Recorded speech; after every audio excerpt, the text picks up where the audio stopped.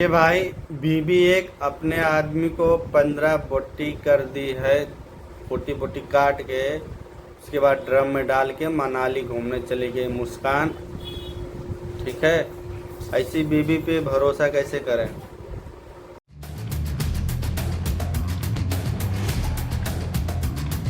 उत्तर प्रदेश के मेरठ में हुए सौरभ राजपूत हत्याकांड के बाद से लोग मानो शादी से ही डरने लगे कि क्या पता कि कोई मुस्कान जैसी बीवी न मिल जाए। अपने बॉयफ्रेंड साहिल शुक्ला के साथ मिलकर मुस्कान रस्तोगी ने अपने पति को पहले मौत के घाट उतारा, फिर उसकी लाश के टुकड़े किए और उन्हें एक प्लास्टिक के ड्रम में भरकर सीमेंट से सील कर दिया। 4 मार्च को अपने पति को मौत के घाट उतारने वाली मुस्कान फिर अपने बॉयफ्रेंड के साथ घूमने चली गई। 18 मार्च को जब ये मामला खुला तो सब इस दरिंदगी को जानकर सन्न रह गए। पुलिस ने दोनों को ही यानी कि मुस्कान रस्तोगी और उसके बॉयफ्रेंड साहिल शुक्ला को गिरफ्तार कर लिया और 14 दिन की न्यायिक हिरासत में भेज दिया।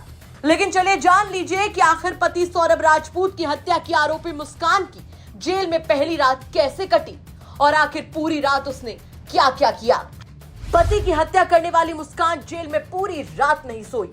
जेल की बैरक में मुस्कान रात भर करवटें बदलती रही। मुस्कान ने सुबह भी आज खाना नहीं खाया। जेल अधिकारियों से मुस्कान ने कहा कि मुझे अपने किए पर पछतावा हो रहा है।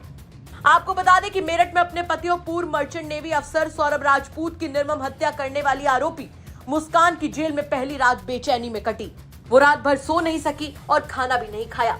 बैरक में कभी इधर से उधर टहलती तो कभी उठकर बैठ जाती। मुस्कान और साहिल दोनों को अलग अलग बैरकों में रखा गया। जब मुस्कान को पता चला कि उसे और साहिल को अलग रखा जाएगा तो उसके चेहरे के हाव भाव बदल गए। वो चाहती थी कि साहिल उसके करीब हो, लेकिन जेल मैनुअल के मुताबिक मुस्कान को महिलाओं की बैरक और साहिल को पुरुष बैरक में रखा गया। पेशी के दौरान मुस्कान के चेहरे पर गहरा तनाव साफ दिखा।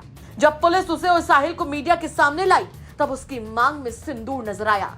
मीडिया ने जब उससे पूछा कि सिंदूर किसके नाम का है तो वो पहले घूरने लगी, लेकिन फिर उसने नजरें झुका ली और कोई जवाब नहीं दिया। हालांकि कोर्ट में पेशी के दौरान बाहर खड़े वकीलों ने भी दोनों को घेर लिया और जमकर पिटाई भी की थी। साहिल के बाल खींचे गए, कपड़े तक फाड़ दिए गए थे। पुलिस ने बड़ी मुश्किल से दोनों को भीड़ से बचाकर कोर्ट रूम तक पहुंचाया था, जिसके बाद मुस्कान की दहशत और ज्यादा बढ़ गई है। अब भले ही मुस्कान कह रही हो कि उसे उसके किए पर पछतावा है, लेकिन सौरभ राजपूत अब इस दुनिया में नहीं रहा। क्या होगा उस बेटी का जब उसे पता चलेगा कि उसके पिता को उसकी मां ने ही मौत के घाट उतार दिया है। फिलहाल देखना होगा कि अभी इस मामले में आगे और क्या कुछ निकलकर सामने आता है। मेरठ से उस्मान चौधरी की रिपोर्ट, यूपी तक।